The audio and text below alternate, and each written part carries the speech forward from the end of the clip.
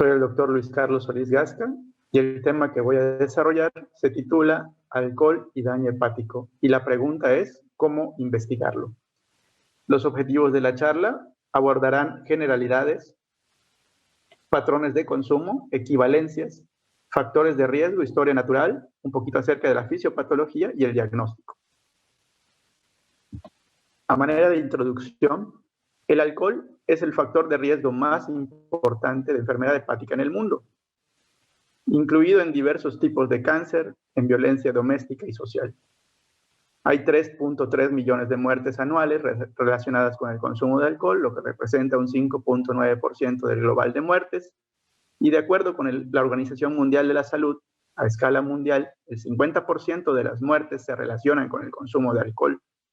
En el 2013, más de 23,000 personas murieron por cirrosis en México, siendo 3/4 partes hombres, lo que los posicionaba como la quinta causa de muerte general y la cuarta causa de muerte prematura.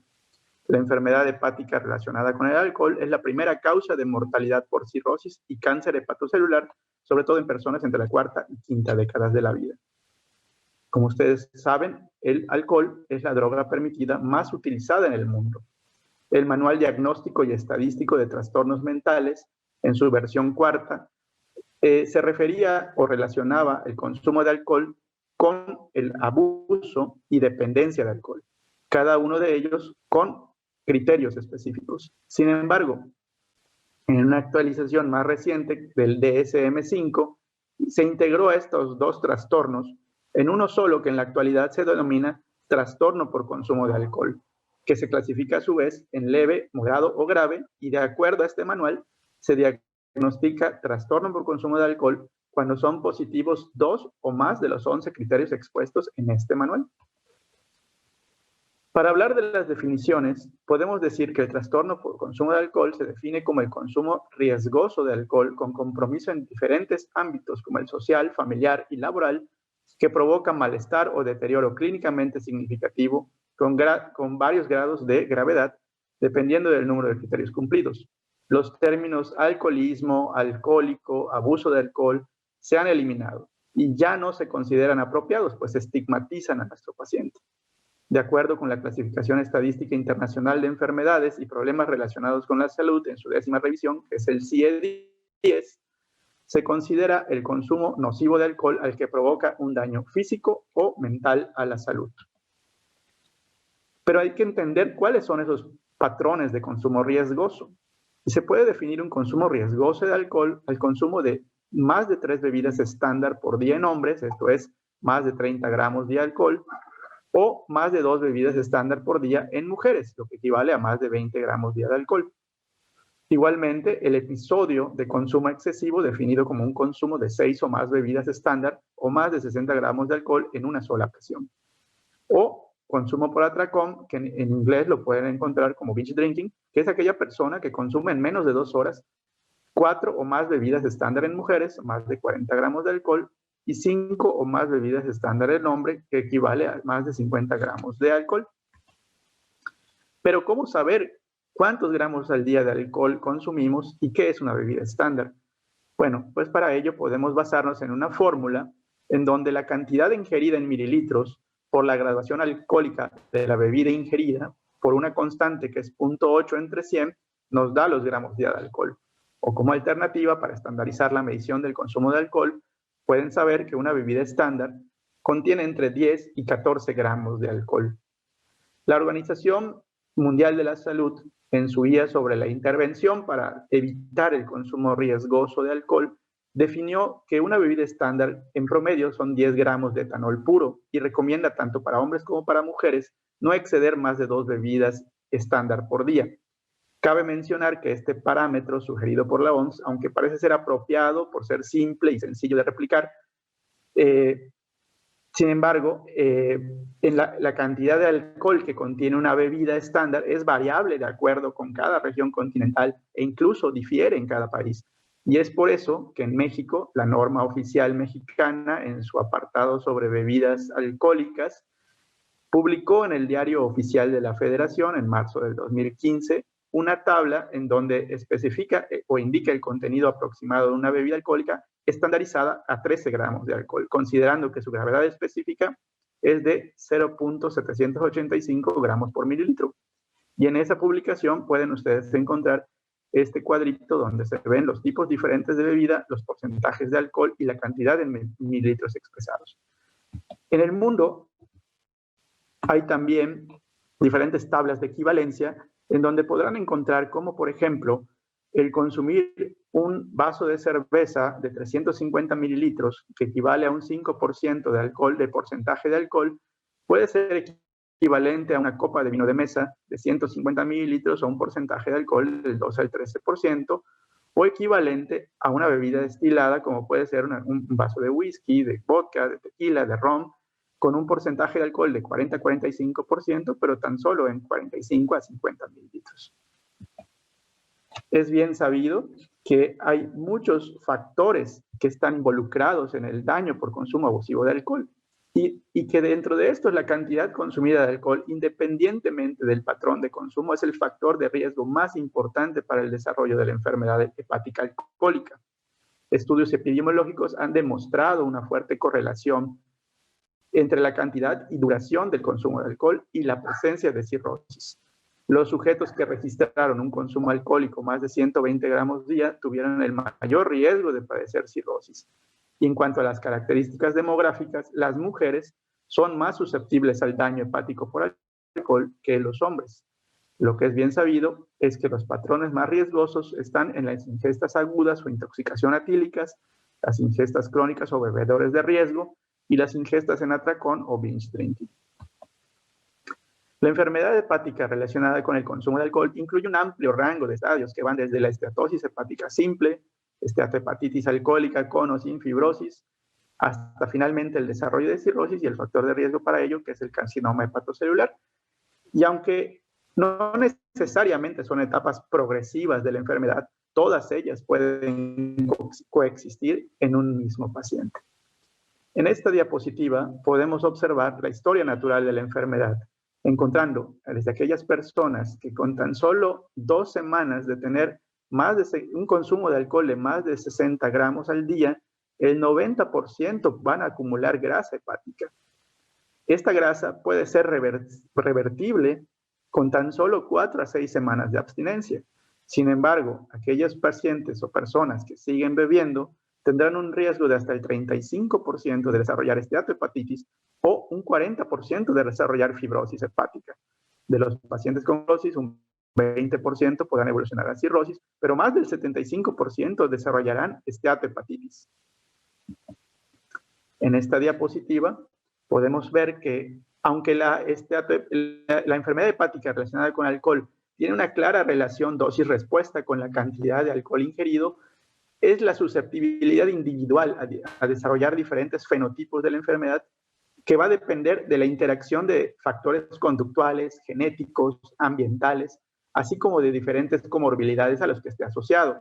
Y esto incluye infecciones por hepatitis C, diabetes, obesidad, que son afecciones coexistentes comúnmente asociadas con una progresión más rápida de la fibrosis. Además, los factores genéticos, como las mutaciones del gen PNLAP3, que son factores predisponentes en el desarrollo de la enfermedad hepática alcohólica. Y finalmente, una variante muy preocupante, que sería la hepatitis alcohólica, ahora se sabe que puede estar vinculada en cualquier estadio de la enfermedad. Previamente se creía que solo aparecía en pacientes que tenían esteatohepatitis. Hoy sabemos que está presente desde esteatosis, en esteatohepatitis e incluso en cirrosis. Hoy sabemos que solo el 10 al 20% de las personas que consumen alcohol desarrollan enfermedad hepática avanzada y o cirrosis. Y la pregunta que hay que hacernos sería, ¿por qué hay una ingesta excesiva de alcohol? Y esto puede estar determinado por factores sociales, culturales, económicos, psicológicos o factores genéticos. ¿Y cuáles son esos mecanismos de daño? Dependerá de la cantidad y duración de la exposición, de la edad, el género, la genética y la nutrición. En cuanto a la fisiopatogenia, hay múltiples factores involucrados en el daño y principalmente el consumo de alcohol se relaciona con el estrés oxidativo.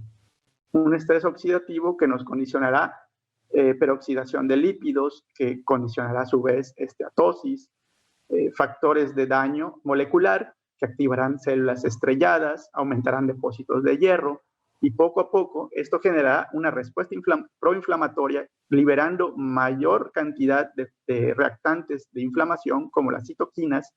Algunos de estas citoquinas estimularán a las células de Kupffer que a su vez provocarán mayor actividad de células estelares que nos llevarán a fibrosis hepática y finalmente también está involucrado el microbioma. Hay un papel importante en los cambios en la composición de ese microbioma que aumentarán la permeabilidad intestinal y con ello activará factores de daño que condicionarán inflamación y fibrosis finalmente.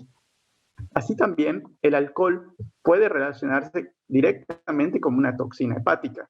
Hoy sabemos que el alcohol se desdobla a través del alcohol deshidrogenasa hacia acetaldehído y que este acetaldehído a través de la alcohol deshidrogenasa se desdoblará en acetato.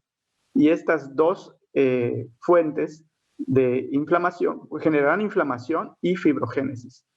Y que las especies reactivas de oxígeno, que son desencadenadas a través de la inflamación que se está proporcionando en ese hígado, como un ejemplo en los pacientes que tienen hepatitis alcohólica, desarrollarán o unirán proteínas o neoantígenos, condicionarán mayor peroxidación lipídica, activarán células estelares que finalmente desarrollarán mayor grado de fibrogénesis, pero también por otra parte llevarán a ductos carcinogénicos involucrados en trastornos del DNA y formación o finalización hacia la ruta de la carcinogénesis. Pero bien, ¿cómo investigamos cómo hacemos el diagnóstico de estos pacientes? Pues primero que nada, demostrando la presencia del trastorno por consumo de alcohol en el individuo afectado. Y esto lo lograremos a través de una historia clínica detallada, en donde se indagará los antecedentes de consumo de alcohol. Tenemos también cuestionarios ya validados, como el audit corto, CAGE, por mencionarles algunos. Tendremos que excluir otras causas potenciales de daño hepático o bien coexistencias. Y tendremos un diagnóstico de mayor sospecha cuando haya un consumo regular de más de 20 gramos de alcohol en mujeres o más de 30 gramos de alcohol en los hombres. O, a su vez, que tengan presencia de alteraciones clínicas o bioquímicas sugerentes de daño. En cuanto a los cuestionarios de detección, les mencionaba de los más utilizados, el CAGE y el audit en una versión corta que nos sirven para localizar o identificar a nuestro paciente que tiene dependencia o abuso de alcohol. Tienen una buena sensibilidad y especificidad ambos y se basa en una serie de preguntas enfocadas a detectar quiénes están consumiendo alcohol de una manera riesgosa. Existen también biomarcadores de consumo de alcohol, marcadores indirectos y marcadores directos. Entre los marcadores indirectos tenemos a la gamma-glutamil transpeptidasa, la alaninotranseptidasa, la aspartato transpeptidasa y el volumen corpuscular medio. Estos marcadores son fáciles de realizar, rápidos y económicos. Son los marcadores más frecuentemente usados para detección temprana de la enfermedad hepática alcohólica. Sin embargo, tienen una baja sensibilidad y especificidad. Ya sea solos o combinados, no discriminan entre las diferentes causas de la enfermedad hepática. Por el contrario, los marcadores directos, como el etilglucurónido, etilfosfato, etil de ácidos grasos y el fosfatidil, tienen una alta especificidad, ya que son productos directos del metabolismo del etanol. Además, guardan una ventana de detección más larga contra la determinación directa de etanol en sangre o en aire exhalado. Sin embargo, también tienen factores de confusión que pueden tener ciertos impactos en los resultados. En esta diapositiva podemos ver el rendimiento diagnóstico de los marcadores indirectos, donde vemos que la gran mayoría no son adecuados. Y siendo el de mayor especificidad, la transferrina deficiente, el carbohidrato deficiente de transferrina, que en un porcentaje de hasta el 98% de especificidad, con tan solo una ventana de detección de 1 a 2 semanas y una cantidad de alcohol ingerido del 50 a 80 gramos por día, nos puede dar un adecuado diagnóstico. Tiene también factores confusores como niveles de nicotina, niveles de transferrina, el peso, el embarazo y algunas variaciones genéticas. En cuanto a los marcadores directos, tienen mayor especificidad que los indirectos y los más utilizados son el alcohol en aliento y el alcohol en sangre, pero su ventana de detección es muy corta, de 4 a 12 horas. Sin embargo, en ese periodo de tiempo pueden alcanzar una buena sensibilidad y especificidad para detectar el alcohol. Algunos factores confusores, como el enjuague bucal con base a alcohol, sí pueden modificar sus resultados. Y finalmente, el etilglucurónido en orina, que tiene una ventana de hasta 80 horas, o en cabello, que tiene hasta 6 meses de duración, son los más utilizados en investigación criminalística. Tienen altas tasas de especificidad, pero hay varios factores confusores que incrementan o disminuyen sus resultados. Ahondando un poquito más en los biomarcadores, la relación AST-ALT, el 70-80% de los pacientes con enfermedad hepática alcohólica tienen una relación AST-ALT más de 2 en comparación con personas sanas o con otras causas de daño hepático. La GGT es sensible, pero no es específica, tiene una ventana de hasta 3-4 semanas y tendríamos que hacer un diagnóstico diferencial con colestasis intra- y extrahepáticas. Las alteraciones hematológicas, principalmente relacionadas con el volumen corpuscular medio elevado, es altamente sensible, poco específico también, con un periodo de hasta 1 a 3 meses, involucrado en pacientes con anemia macrocítica o megaloblástica, linfopenias, y tiene varios mecanismos para explicar su producción, como la toxicidad de alcohol sobre la médula ósea, deficiencias de folatos o de vitamina B12, o incrementos en el depósito de lípidos en las membranas eritrocitarias. En cuanto a los estudios de imagen, pues no hay un rol en el establecimiento del alcohol como una etiología específica de la enfermedad hepática. Estos estudios, tanto el ultrasonido, la tomografía o la resonancia magnética, pueden ser utilizados para cuantificar los grados de esteatosis, excluir otras causas de enfermedad hepática crónica o bien para evaluar una enfermedad hepática más avanzada y sus complicaciones, entendiendo que por economía y facilidad el ultrasonido sería nuestra primera línea de diagnóstico por imagen. Igualmente, en otros estudios de imagen que tienen la particularidad de combinar la detección de la cuantificación de grasa y los estadios de fibrosis, pues tenemos a la elastografía transitoria o FibroScan como el parámetro de referencia, en donde a través de un patrón de atenuación controlada puede cuantificar el grado de esteatosis y por las ondas de dureza del hígado los estadios diferentes de fibrosis.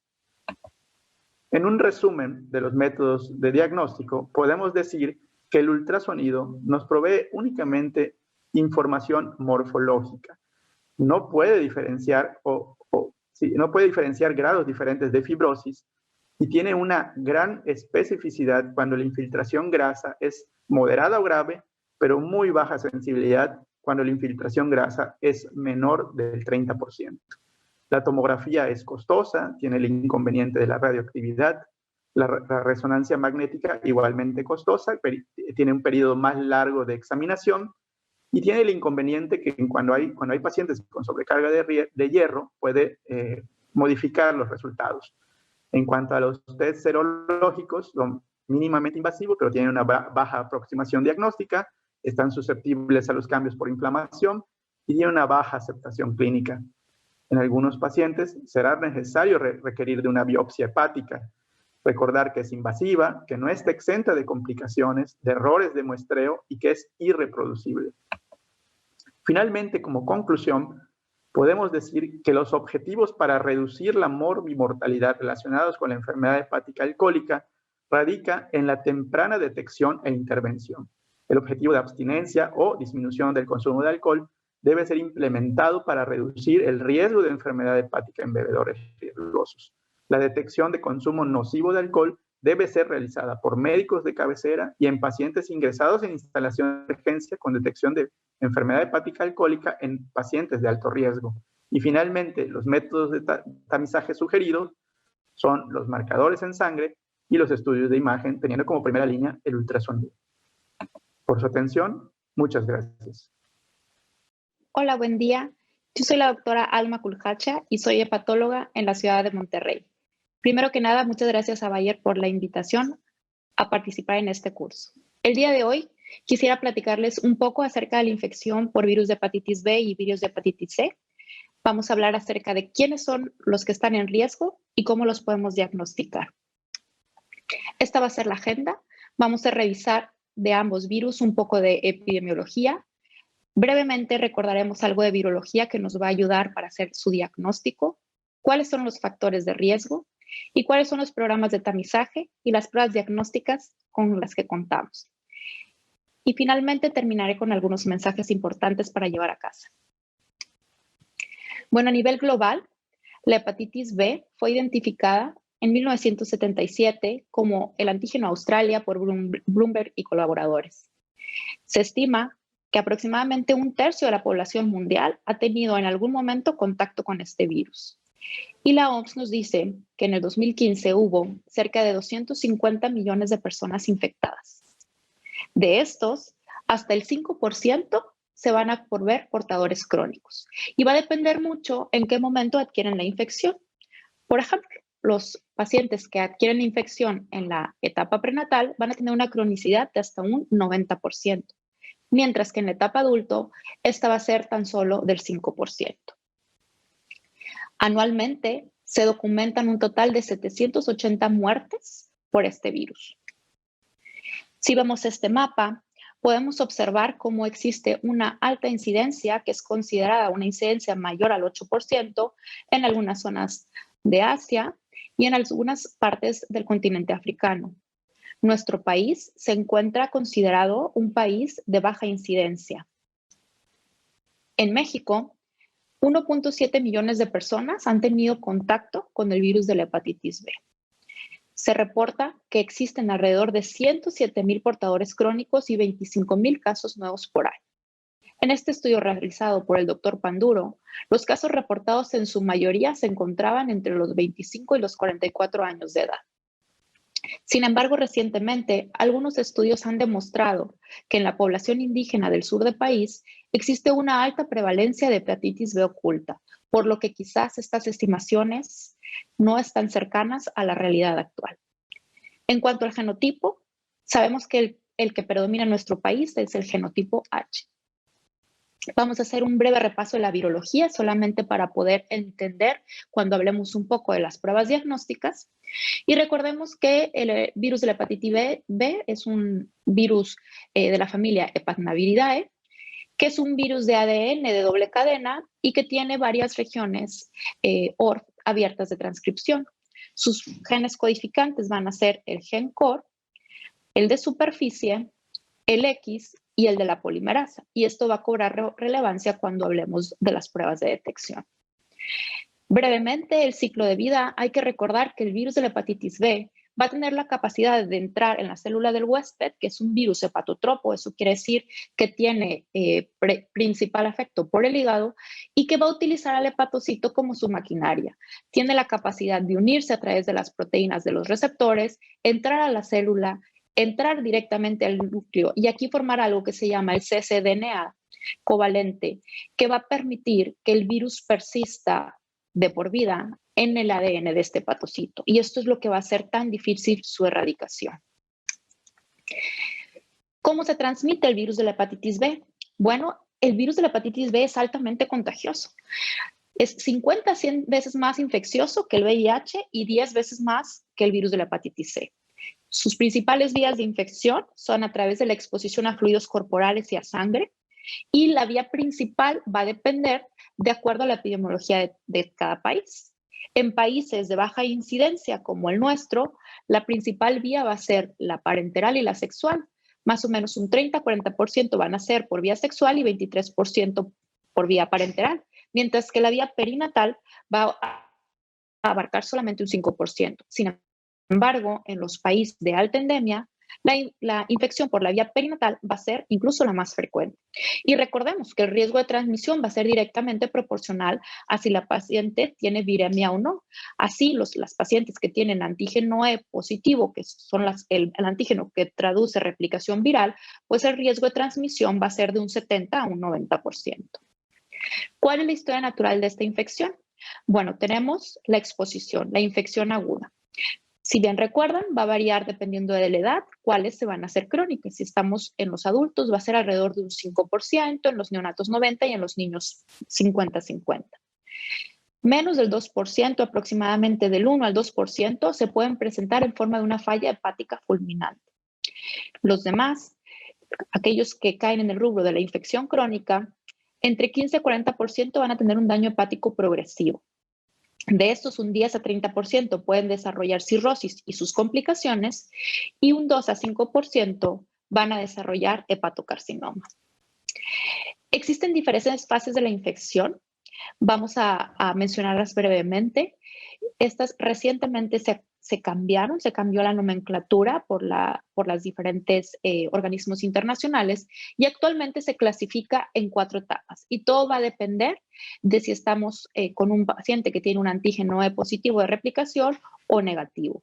Y dependiendo de si tiene inflamación y transaminasas altas, vamos a hablar de una hepatitis, recuerden, inflamación, enzimas altas, carga viral alta, o si tenemos presencia de carga viral, pero las transaminasas son normales y a nivel de la biopsia no hay alteraciones, entonces hablamos solo de una infección crónica. Igual del otro lado, en los pacientes antígeno E negativo que tienen inflamación, tienen carga viral alta, tienen inflamación traducido en forma de ALT elevada y de necroinflamación en la biopsia, estos pacientes vamos a hablar que tienen una hepatitis crónica antígeno E negativo, mientras que los que tienen el antígeno E negativo pero tienen un DNA bajo, transaminasas normales y mínima inflamación hepática, van a cursar con infección crónica HDAG negativo. Y hay que tener en cuenta estos conceptos para la hora que vamos a hacer las pruebas diagnósticas y su traducción. Un problema principal, y de los que les hablaba un poco al principio, es la hepatitis B oculta, la cual se ha visto que es una de las principales causas de la subestimación de la prevalencia en la mayoría de los países. La hepatitis B oculta no es nada más que la pérdida del antígeno de superficie. Es un paciente que tiene hepatitis B, pero que el antígeno de superficie está negativo. Y esto puede ser desde primaria por cepas que después de infectar al individuo cursen sin esta detección, o secundarias que inicialmente la tenían y por mutaciones virales luego lo pierden. Entonces, esto es un punto muy relevante que quiero que recuerden al momento que hablemos de qué pruebas son las mejores para utilizar de tamizaje. ¿Cuáles son las manifestaciones? La hepatitis B aguda tiene un periodo de incubación de 2 semanas hasta 6 meses, pero un promedio de 2 a 3 meses, y el 70%, ojo, el 70% va a ser subclínica, anictérica. Solo un tercio van a tener ictericia.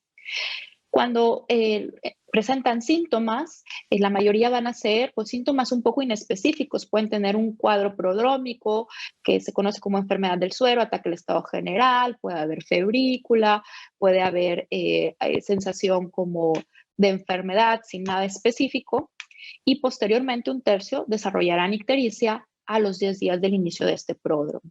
La exploración física puede ser completamente normal, podemos encontrar ictericia, o hasta en el 10 a 15% podemos encontrar esplenomegalia. Aquellos pacientes con un patrón fulminante pues se pueden presentar con encefalopatía hepática manifiesta. ¿Y qué hay de las manifestaciones crónicas de la hepatitis B? Y aquí es donde radica el mayor problema del diagnóstico, pues que si no presentan un cuadro clínico como el que mencioné, y la mayoría no lo presentan, pues vamos a encontrarlos ya con manifestaciones de una hepatopatía crónica avanzada. Solamente un tercio pueden tener, si los interrogamos, algunos datos que nos sugieran que pudieron haber tenido una hepatitis aguda, mientras que el resto no tendrán antecedentes. En los estudios de laboratorio, pues pueden ser desde normales, pueden tener transaminasemia, que puede ser hasta 5 veces el límite superior de lo normal, pero hay que recordar que la transaminasemia en todos los virus, no nada más en la hepatitis B, sino también en el AC, puede ser fluctuante, por lo que unos estudios normales no descartan la presencia de la infección. Cuando encontramos valores en rangos de hepatitis aguda, podemos estar frente a una exacerbación. Y recordemos que también esto puede causar elevaciones importantes de la alfa-fetoproteína por regeneración. ¿Cuáles son las recomendaciones de tamizaje? Existe una lista amplia de recomendaciones. Estas son las más recientes que fueron hechas por la Asociación Americana para el Estudio del Hígado en el 2018 en sus guías de práctica clínica. ya que los programas de tamizaje previamente habían estado fallando un poco en la detección de ciertos grupos de pacientes. Y así estas recomendaciones intentan incluir al mayor número de personas que pudieran haber estado en contacto con el virus. Y entonces tenemos que, ¿a quién se nos recomienda hacer tamizaje? Personas no vacunadas en la infancia, nacidos en zonas de alta endemia. Alta o moderada, o porque alta endemia se considera arriba del 8%, baja a abajo del 2%, entonces aquí la recomendación es ya arriba de 2%. Todo usuario de drogas intravenosa, incluso se recomienda hacer en forma anual, hombres que tienen sexos con hombres, personas que iniciarán inmunosupresión, todo paciente inmunosuprimido o que va a iniciar inmunosupresión, quimioterapia, tratamiento biológico, debe de ser estudiado para descartar la presencia del virus. Pacientes que se presentan con transaminasemia deben de tener por lo menos una determinación. Todo donador de sangre, órganos y tejidos. Pacientes con enfermedad renal crónica, particularmente si están en hemodiálisis, embarazadas, hijos de madres con antígeno de superficie positivo, personas con VIH, contactos cercanos de pacientes positivos para el virus, pacientes con promiscuidad sexual, personal de salud, debemos estar siempre también haciendo nuestros chequeos anuales, residentes de prisiones y asilos, son personas privadas de su libertad que viven en hacinamiento, viajeros a zonas de alta endemia y esta recomendación que se da también en personas con diabetes no vacunados con una edad de 19 a 59 años. Bueno, y ahora que sabemos a quién hacer tamizaje, ¿cómo vamos a hacer el tamizaje? Y aquí viene un poco de lo que les explicaba acerca de la virología. De este lado les pongo nuevamente la estructura viral y de este lado les pongo cuáles son los marcadores que tenemos en sangre, es decir, que sí se expresan, que podemos medir, que nos van a ayudar para hacer el diagnóstico. Y tenemos que del antígeno de superficie vamos a tener el antígeno de superficie como tal y vamos a tener el anticuerpo contra la superficie de la hepatitis B. Esto nos va a hablar de los marcadores en la superficie del virus. De replicación vamos a tener el antígeno E y el anticuerpo contra el E. Tenemos también el COR, pero solamente podemos detectar en sangre con los ensayos usuales los anticuerpos. El antígeno contra el COR no lo detectamos porque está en el centro del virus. Y finalmente la carga viral, la medición directa del ADN. ¿Cuáles son las pruebas iniciales que hacemos de screening? En la mayoría de los lugares podemos ver cómo se recomienda que el tamizaje inicial se haga con la medición del antígeno de superficie de hepatitis B, el antígeno de Australia que les comentaba. Es la primera prueba de screening. Sin embargo, la Asociación Americana para el Estudio del Hígado recomienda que se utilice también el anticuerpo contra el antígeno, el anticuerpo contra la superficie de la hepatitis B.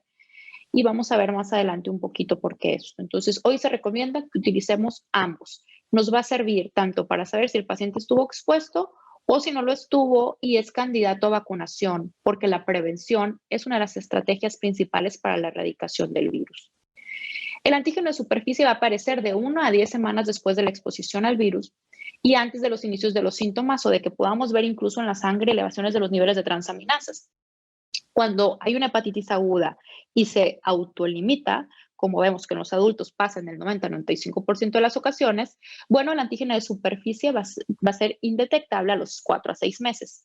La persistencia de este antígeno de superficie de la hepatitis B de más de 6 meses es lo que nos va a marcar la cronicidad. La desaparición del antígeno superficie cuando se resuelve en su mayoría va a ser seguida por la aparición del anticuerpo contra la superficie de la hepatitis B. Y este va a tener la peculiaridad que sí es capaz de proporcionar inmunidad a largo plazo y que generalmente lo vamos a encontrar presente en sangre de por vida. Algunos, sin embargo, pueden no ser detectables, estos anticuerpos, y también pueden estar ausentes en el periodo de ventana, que vamos a hablar un poquito de esto cuando hablemos de las pruebas.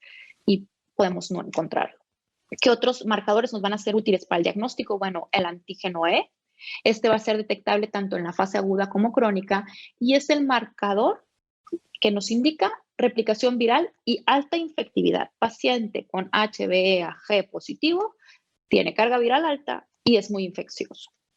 Va a relacionar directamente con la DNA polimerasa y su seroconversión va a culminar en la formación del anticuerpo. El anticuerpo contra el COR va a ser el primer anticuerpo que aparece y es el único que va a estar positivo en el periodo de ventana. Este confirma la infección actual o previa y es importante realizarla como prueba de tamizaje, sumarla a los otros dos en pacientes que tienen virus de hepatitis C y que van a ser sujetos a candidatos a tratamiento. Es importante saber si el paciente tuvo la infección y en todo paciente inmunosuprimido. Si encontramos una IgM positiva, eso quiere decir que está en un periodo agudo en los primeros 4 a 6 meses después del episodio. También se puede encontrar positiva la IgM cuando hay exacerbaciones agudas de la infección por virus B. Y cuando encontramos IgG positivo, lo vamos a encontrar en aquellos que se recuperan, pero también en aquellos que progresan. Y este es más o menos cómo se vería la serología de un paciente en la parte superior, de un paciente que tiene una hepatitis aguda y que se autolimita. Vamos a ver cómo lo primero que aparece en sangre es el ADN, posteriormente el antígeno de superficie, después vamos encontrando poco a poco los demás marcadores. Y lo que va a marcar la curación va a ser la baja de la carga viral, la desaparición del antígeno de superficie y la aparición del anticuerpo.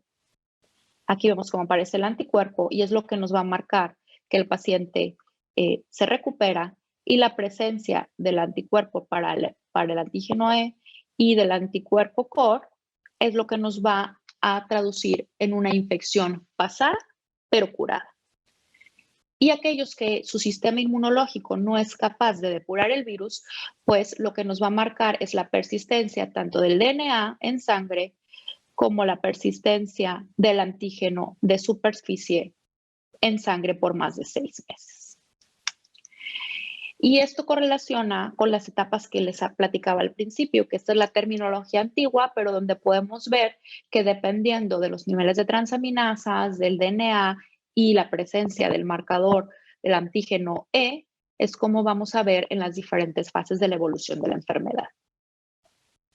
Ahora, en todo paciente que encontramos en un tamizaje un antígeno de superficie positivo, tenemos la obligación de corroborar el diagnóstico de la infección actual con la determinación de ADN del virus de la hepatitis B. Este va a confirmar la presencia del virus en sangre. Nos dice la cantidad de viriones que hay en la sangre y sus niveles van a correlacionar con la replicación viral. El método de detección que más comúnmente se utiliza es la PCR, que es ultra sensible y tiene una tasa de detección de 5 a 10 unidades internacionales por mililitro. Y bueno, a grandes rasgos, ¿cómo vamos a hacer la interpretación? Esto es utilizando los 3 principales marcadores que les explicaba, que es el antígeno de superficie, el anticuerpo contra el COR y el anticuerpo contra el antígeno de superficie. Vamos a ver, si tenemos un antígeno de superficie presente y un anticuerpo presente, pero no tenemos, para el COR presente, pero no tenemos el anticuerpo contra la superficie, estamos hablando de una hepatitis B crónica. Y este paciente tenemos que solicitar DNA y abordar. Si está presente, pues ya veremos si es candidato o no tratamiento. Si tenemos el antígeno de superficie negativo, pero tenemos un COR positivo y un anti-S positivo, nos habla de que este paciente tuvo una infección pasada y se resolvió.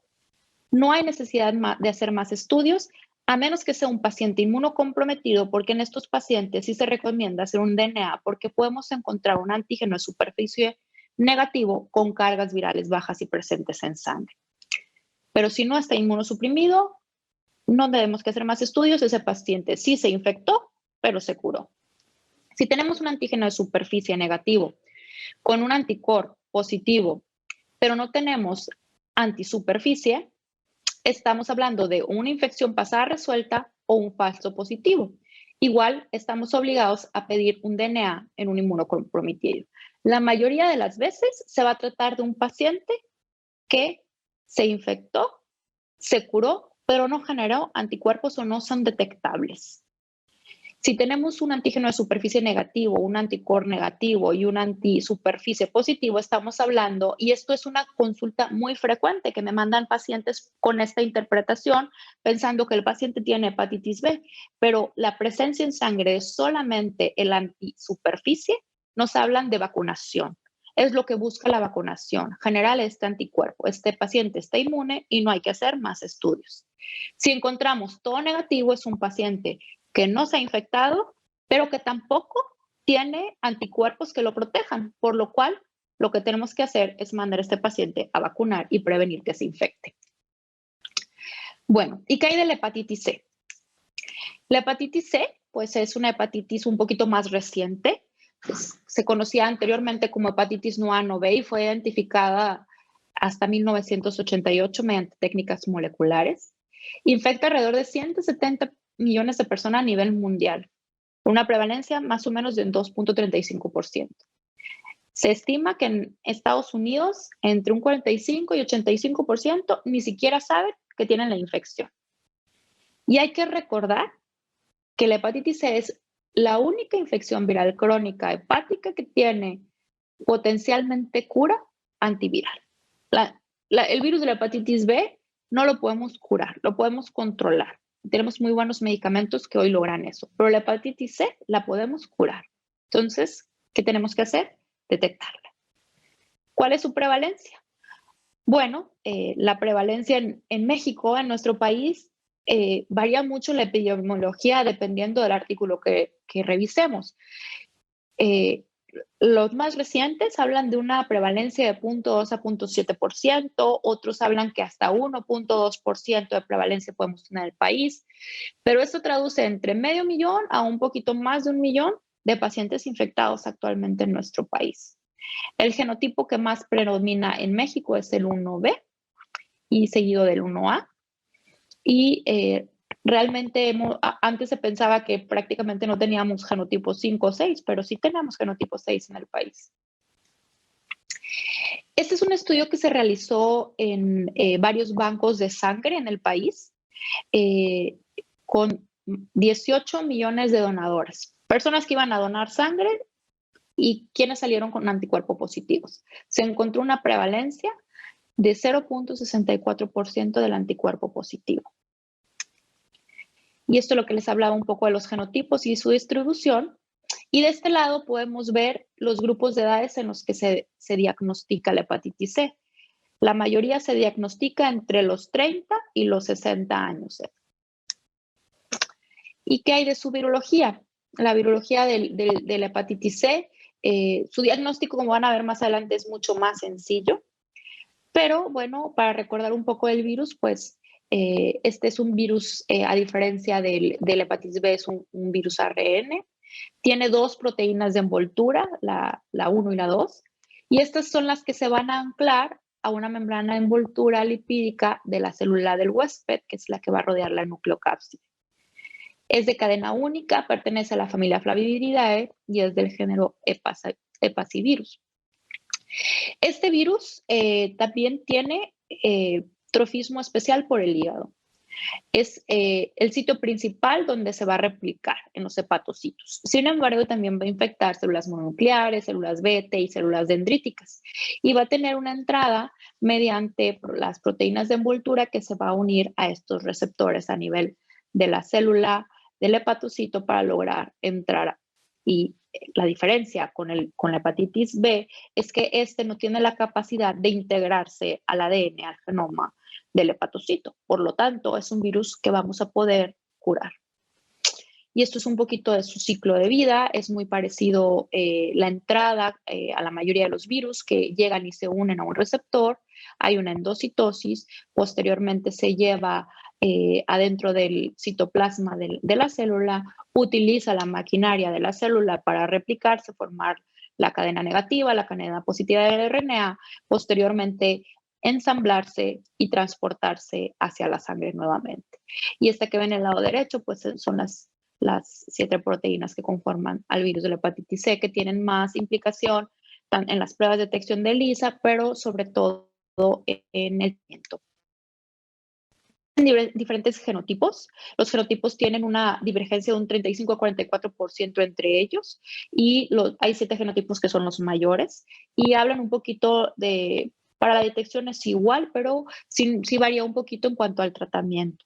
Hay más de 70 subtipos y la similitud va a ser como de un 70 al 80%. Y también existen intergenotipos, virus C recombinantes en pacientes que tienen exposición repetida a diferentes genotipos y un paciente puede estar infectado por diferentes genotipos. O sea, incluso aquí en México una prevalencia alta es la coinfección 1A1B. Y esto se debe a una alta tasa de mutaciones en un intento del virus de hacer su escape inmunológico. Bueno, ¿y cómo se transmite este virus? La mayoría se van a transmitir por uso de drogas intravenosas. Hasta en un 44%, sin embargo, no vamos a encontrar un factor identificable en los últimos 6 meses. Hay que hacer una historia clínica completa para ver si el paciente tiene conductas de alto riesgo. Vamos a hablar un poquito más a fondo de cada una de estas conductas.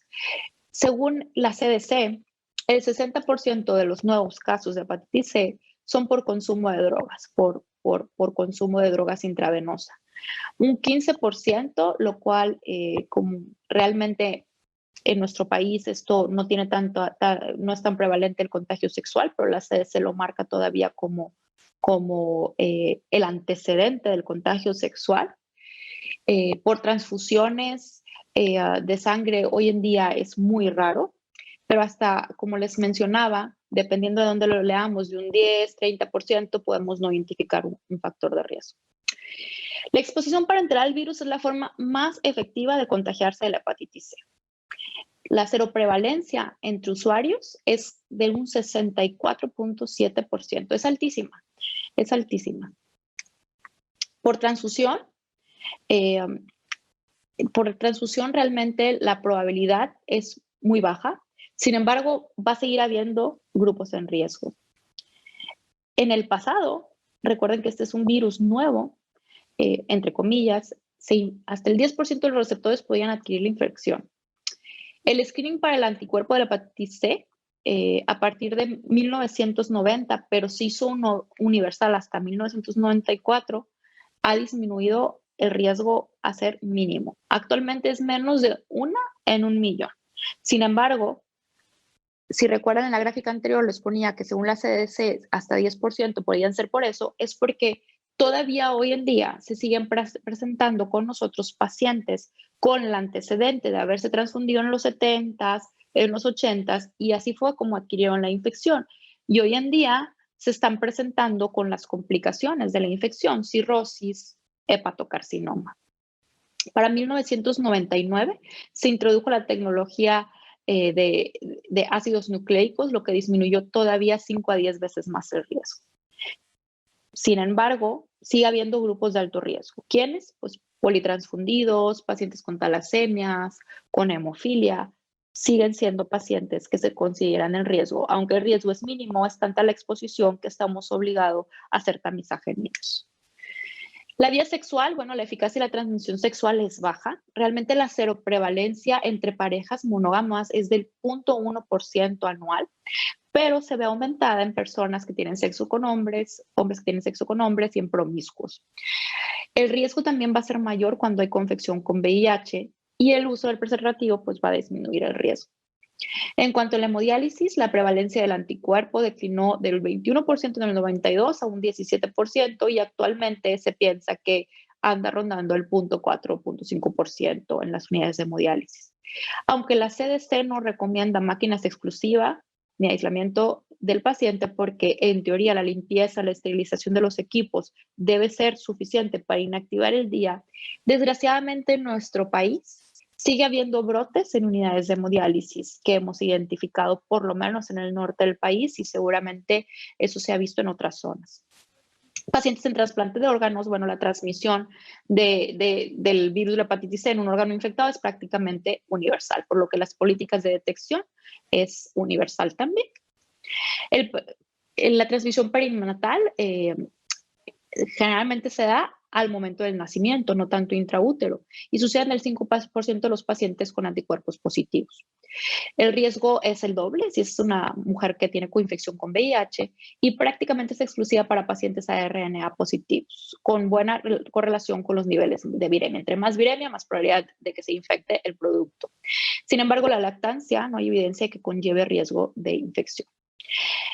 Hay que recordar que este virus también se puede transmitir por equipo contaminado durante procedimientos como perforaciones, tatuajes. Yo he tenido pacientes que con tatuajes de las cejas, dos mujeres que se infectaron con tatuaje de las cejas, barberías, el contacto íntimo con el hogar, compartir utensilios de limpieza, rastrillos, cepillos de dientes, y el riesgo por pinchamiento de aguja va a depender del tipo de aguja, que va a ir desde el 2 hasta el 10%. ¿Cuáles son sus manifestaciones? Bueno, la hepatitis aguda se ve muy rara vez. Menos incluso del 10% de los pacientes van a tener una hepatitis aguda como tal con ictericia. Pero un tercio de los pacientes pueden tener síntomas muy vagos, inespecíficos, algo de fatiga, náusea, vómito. Menos comunes podemos encontrar artralgias, parestesias, mialgias, náusea, hiporexia. Y se presentan alrededor de las 2 a 12 semanas. Y bueno, la serología de la hepatitis aguda es mucho más sencilla que de la hepatitis C que de la hepatitis B. Vamos a ver cómo en los pacientes vamos a encontrar alrededor de un poquito pasado el mes el RNA presente en sangre, aunque las pruebas de detección actualmente las pueden detectar desde las 2 a 3 semanas. Después vamos a ver cómo hay un pico de elevación de las transaminasas y va a disminuir. Y esto sucede cuando el paciente no se recupera, baja, y cuando no se recupera, pues persiste, que es la cronificación. Como les decía, el ARN se va a encontrar con las pruebas actuales desde 2 a 3 semanas post-exposición, ya lo podemos encontrar. La seroconversión, sin embargo, puede tardar mucho más tiempo, y ese es el problema con la prueba de detección que tenemos, que es el anticuerpo. Las aminotransferasas van a tener un pico más o menos al mes y el 20% van a alcanzar niveles de más de 1000, pero el patrón va a ser fluctuante. Las bilirrubinas en los pocos pacientes que presentan una hepatitis ictérica puede llegar a ser hasta arriba de 10, pero la mayoría va a resolver en alrededor de un mes. La tasa de persistencia viral posterior a la infección es altísima, más o menos un 80%, pero va desde un 45 hasta un 90%, que va a depender también del estado de supresión o del el estado inmune del paciente. Si el paciente presenta síntomas, la tasa de aclaramiento viral espontánea va a ser mayor. Y esto es igual tanto para la hepatitis B como para la hepatitis C. Los niveles de ALT pueden permanecer normales por largos periodos de tiempo. Casi un cuarto de los pacientes pueden tener niveles completamente normales en algunas determinaciones. Y la mayoría de los pacientes con la infección crónica van a permanecer asintomáticos y van a llegar con nosotros a consulta con complicaciones de una hepatopatía crónica. ¿Qué hay de la historia antirreal? Pues la prevalencia de cirrosis a 20 años de la infección es alta, es del 16% y hasta 20% a 30 años. Y va a suceder hasta en el 50% de los pacientes que se infectan crónica, que tienen la infección crónica. Las complicaciones son prácticamente exclusivas de los pacientes con cirrosis. Y bueno, los hallazgos sugestivos que nosotros podemos encontrar, que nos sospechen, aparte de algo de alteración en las pruebas de funcionamiento hepático de transaminasas altas, bueno, podemos encontrar bilirrubinas elevadas, hipoalbuminemia, coagulopatía, plaquetas bajas o limítrofes, y la alfa-fetoproteína en este caso también puede estar elevada y no necesariamente implicar la presencia de hepatocarcinoma hasta en un 43% de los pacientes. Pero ojo, si tenemos un alfa-feto elevado en un paciente con virus C, obviamente que estamos obligados a descartar que no haya un hepatocarcinoma subyacente. Sin embargo, que sepan que puede estar elevado sin tumor alguno. Y entonces, ya que sabemos cuáles son los factores de riesgo y cómo se transmite, pues aquí entamizamos. Usuarios de drogas intravenosas anualmente, pacientes infectados con VIH, con antecedentes de tatuajes, personas en hemodiálisis, personas con niveles elevados de ALT, con trasplante, aquellos que han tenido transfusión antes de 1994, trabajadores de salud, niños nacidos de madres con virus C positivas, y aquí hay un grupo especial que se conocen como los baby boomers, que son aquellos nacidos entre 1945 y 1965. ¿Y por qué esta recomendación? Porque entre estas fechas, en el 45 y el 65, era muy común el uso de materiales reutilizables, esterilizables y no desechables para la atención médica, tanto para las vacunaciones, las tomas de muestras. Las técnicas que teníamos para la desinfección no eran suficientes para eliminar la hepatitis C. Por lo tanto, se recomienda que en estos pacientes que nacieron en este grupo de edad sea por lo menos una vez se determinó por lo menos una vez el anticuerpo de la hepatitis C. Y recientemente, en el panel de expertos de la Asociación Americana para el Estudio del Hígado y la ITSA, también de Estados Unidos, de infectos contagiosos, recomiendan que dada que estos programas de tamizaje no han logrado detectar a todos los pacientes que quisiéramos que tienen el virus, recomiendan que por lo menos una vez en la vida, en forma universal, todo mayor de 18 años se haga un programa de tamizaje. Eso es una recomendación reciente que hacen, dada la persistencia del subdiagnóstico de la hepatitis C.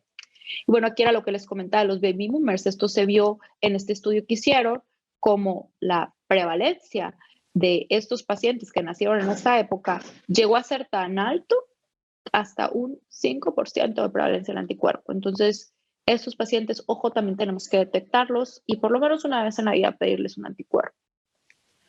¿Cómo vamos a hacer el diagnóstico? Desde el punto de vista de detección, está la fase de eclipse, que se va a detectar solamente mediante biología molecular o inmunoensayos, que dura de 7 a 21 días, y la fase de ventana, en la cual la detección de los anticuerpos contra el virus va a ser por inmunoensayos y que dura de 49 a 63 días.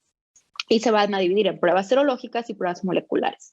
Las serológicas básicamente son las de anticuerpos. Identifican pacientes expuestos al virus, pero no van a podernos distinguir entre una infección pasada o actual.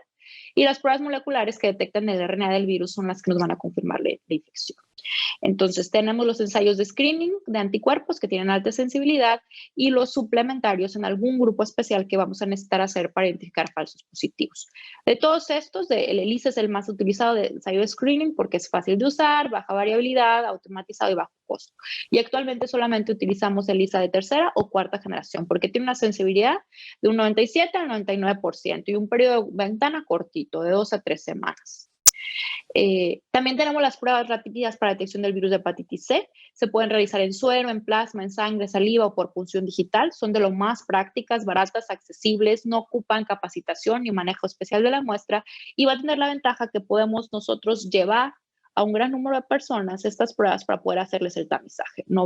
No necesita el paciente venir con nosotros. Nosotros vamos a ir a donde están los grupos de riesgo y el resultado lo tenemos en minutos y sin embargo, siempre que lo encontramos positivo, vamos a ocupar una prueba confirmatoria. La prueba confirmatoria con RIVA, el Immunoblot, va a distinguir entre falsos positivos e infección pasada actual. El RIVA positivo nos habla de una infección actual y un RIVA negativo de un falso positivo. Generalmente utilizamos el RIVA 3 porque tiene mayor sensibilidad que el RIVA 2. Y finalmente, la prueba confirmatoria no de exposición, sino de persistencia del virus en la sangre es el ensayo de RNA. Se utilizan pruebas de ácidos nucleicos para la detección de este, son esenciales para el diagnóstico y para el tratamiento.